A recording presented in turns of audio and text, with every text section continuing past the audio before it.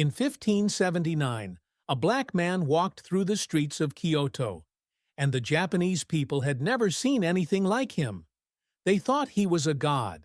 Some tried to scrub his skin, believing it was painted. Children followed him in astonishment. Women gasped. Warriors stared. But he wasn't a deity, he was a warrior. And he would become the first foreign-born samurai in Japanese history. This is the story they erased from your textbooks. Picture feudal Japan in the 1500s. The country was tearing itself apart. Warlords battled endlessly for control during what historians call the Sengoku period, the age of warring states. Blood soaked the soil. Honor was everything. And in this world of rigid hierarchy and ancient tradition, the samurai stood at the peak of society. Warriors bound by Bushido, the way of the warrior. To become a samurai meant embodying discipline, loyalty, courage, and skill. It was almost impossible for a foreigner to earn this honor. Almost. But while Japan fought its civil wars, another war was raging across the world. European colonial powers were enslaving millions of Africans, shipping them across oceans like cargo, building empires on their backs. The narrative spread like poison, that black people were inferior, incapable of nobility, honor, or greatness, that they were fit only for servitude. For centuries, this lie was taught as truth, and any evidence that contradicted it had to be destroyed or buried. That's why you've never heard about Yasuke. Yasuke arrived in Japan in 1579 with Italian Jesuit missionaries. Historical records suggest he came from Mozambique, though some scholars believe he may have originated from Ethiopia or the Sudan region. He was tall, powerfully built, and possessed a presence that commanded attention. When the Italian priest Alessandro Valignano brought him to meet Oda Nobunaga, one of the most powerful warlords in Japan, something extraordinary happened. Nobunaga was fascinated. Here was a man unlike anyone he'd ever seen. And Nobunaga was a collector of the exceptional. He invited Yasuke to dine with him. He asked questions. He tested him. And what he discovered was a man of remarkable intelligence, strength, and warrior spirit. Now, understand what this meant. Japanese society didn't just have rules, it had iron laws. Your birth determined your destiny. Foreigners were viewed with suspicion, kept at arm's length, rarely trusted with anything of importance. The idea of elevating an outsider, let alone a black African, to the rank of samurai was unthinkable. It would have been like making a peasant a king. It simply wasn't done. But Nobunaga wasn't interested in what was done. He was interested in power, and he recognized it in Yasuke. Within months, Nobunaga did the impossible. He granted Yasuke samurai status. He gave him a katana, the sacred sword of the warrior class. He gave him land. He gave him a house. He gave him a stipend.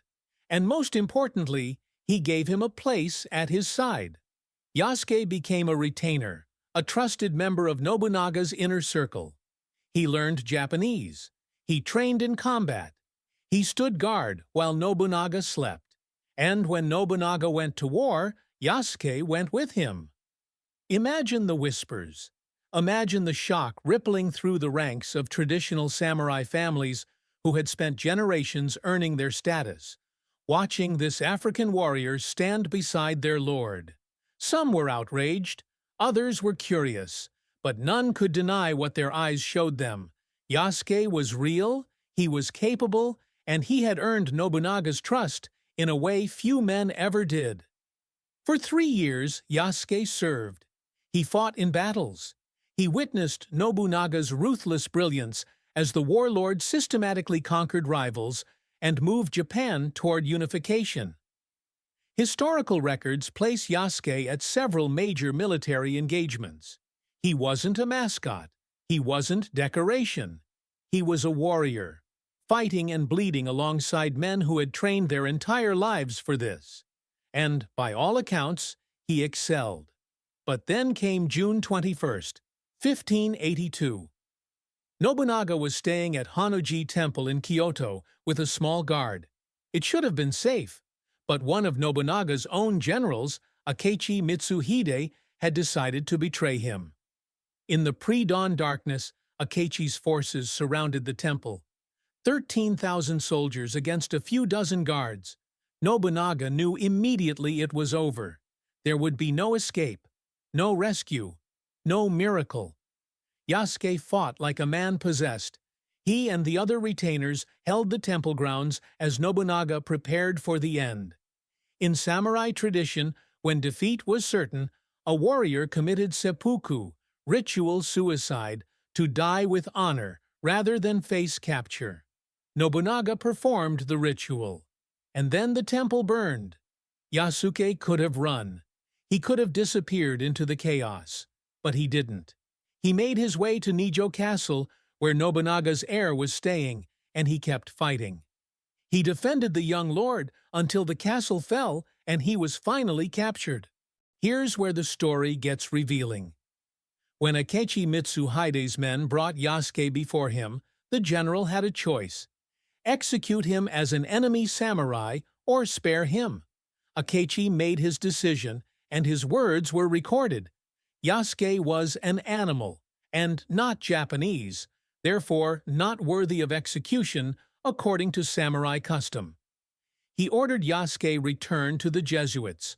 On the surface, this sounds like mercy. But listen to what's really being said.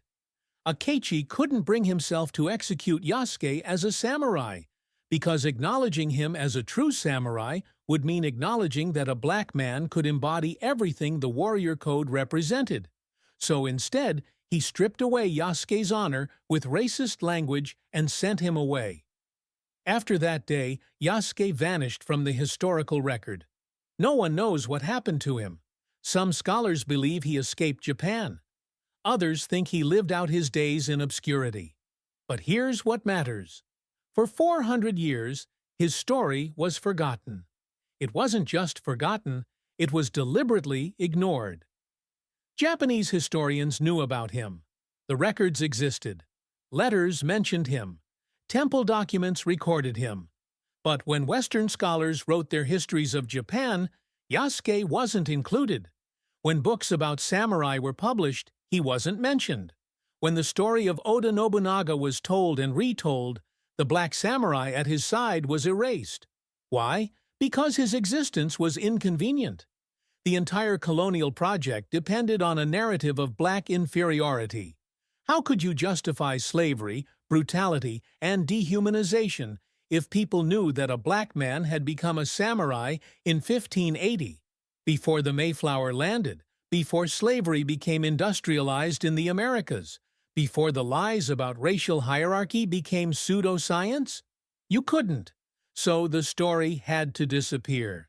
But Yasuke wasn't alone. Portuguese and Spanish records from the period mention other Africans in Japan.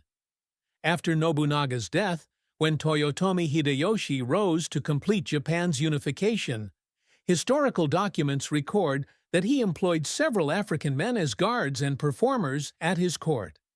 Their individual names were lost, but their presence was undeniable. They appear in period artwork.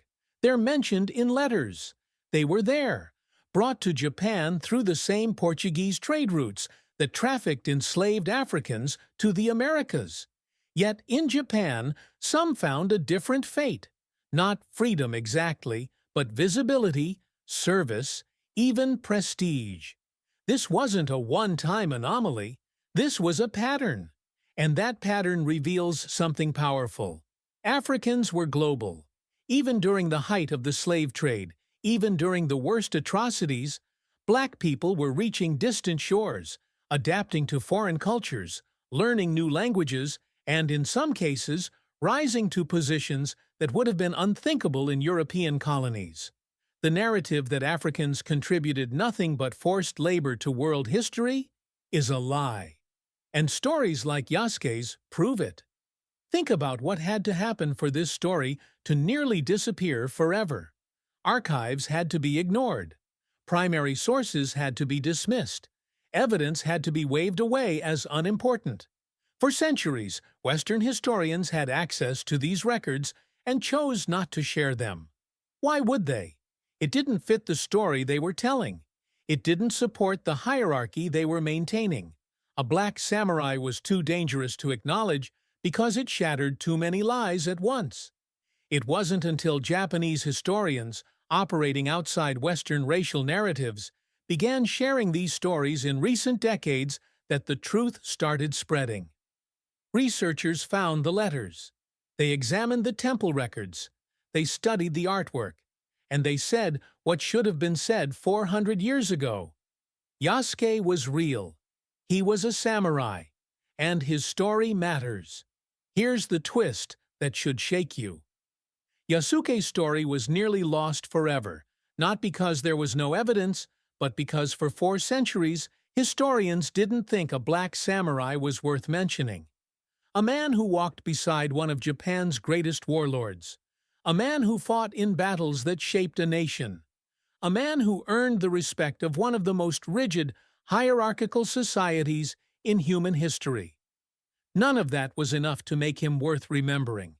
Not because he didn't matter, but because remembering him would mean confronting uncomfortable truths about whose stories get told and whose get buried.